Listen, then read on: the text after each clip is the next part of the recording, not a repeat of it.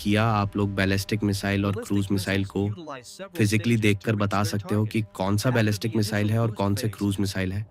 पहले मैं साधारण तरीके से उनका इंट्रोडक्शन देता हूँ। उनके बाद तकनीक रूप से दोनों टाइप के मिसाइल की वर्किंग प्रिंसिपल बताता हूँ।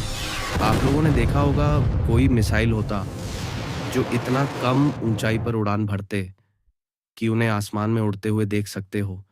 इसका फायदा ये होता है कि आसानी से रडार के पकड़ पे नहीं आता है, जो क्रूज मिसाइल होता है। कोई मिसाइल ऐसा होता है जो अचानक से आकार टारगेट को हिट करता है, उस समय इसकी स्पीड 24 मार्च तक पहुंच जाता है।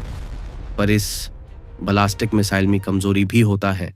ये अधिक ऊंचाई पर उड़ने के कारण आसानी से एडवांस रडार के पकड़ में आ जाते हैं, जिस कारण इसकी स्पीड को काफी हद तक बढ़ाया जाता है ताकि रडार से बचा जा सके।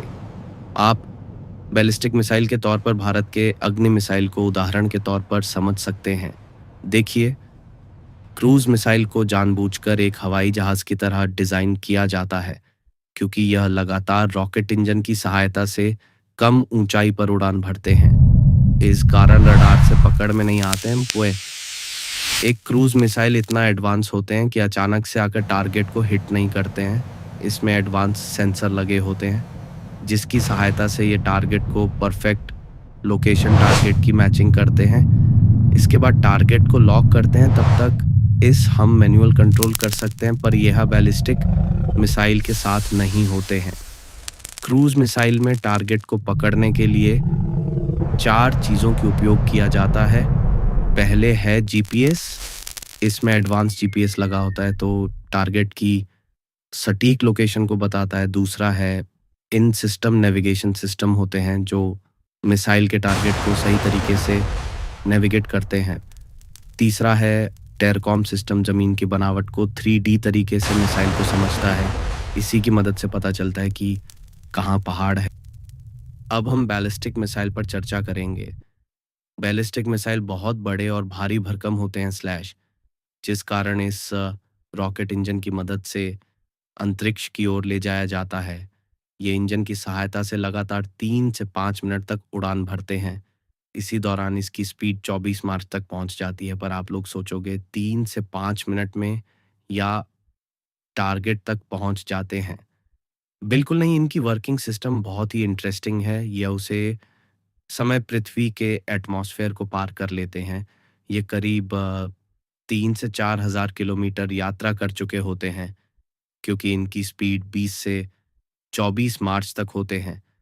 तब यह टारगेट को लॉक करते हैं और पृथ्वी के गुरुत्व बल के भरोसे इसे छोड़ दिया जाता है, और इसी समय यह रडार के पकड़ में आ जाते हैं। इसकी स्पीड के कारण इसे डिटेक्ट करना काफ़ी हद तक मुश्किल हो जाता है। पर एक ट्विस्ट है, मैंने बोला ये आसानी से रडार के पकड़ में आ जाते हैं, पर उसे बखे कैसे? इससे बचने का एक ही उपाय होते हैं। इसकी स्पीड को इतनी बढ़ा दिया जाए वह आसानी से एडवांस रडार के पकड़ में ना आए। इसके स्पीड, रेंज और टेक्नोलॉजी के बदलाव के अनुसार इस 4 पार्ट में डिवाइड किया गया है। पहले है SRBM। ये शॉर्ट रेंज वाला बैलिस्टिक मिसाइल होते हैं जिसकी रेंज 300 से 1000 किलोमीटर तक होती है।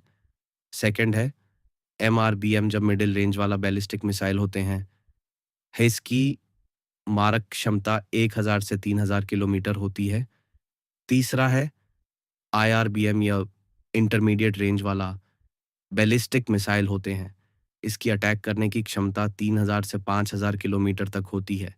और चौथा नंबर पर है ICBM, या इंटरकॉन्टिनेंटल रेंज वाला बैलिस्टिक मिसाइल है, या अब तक के सबसे शक्तिशाली बैलिस्टिक मिसाइल है।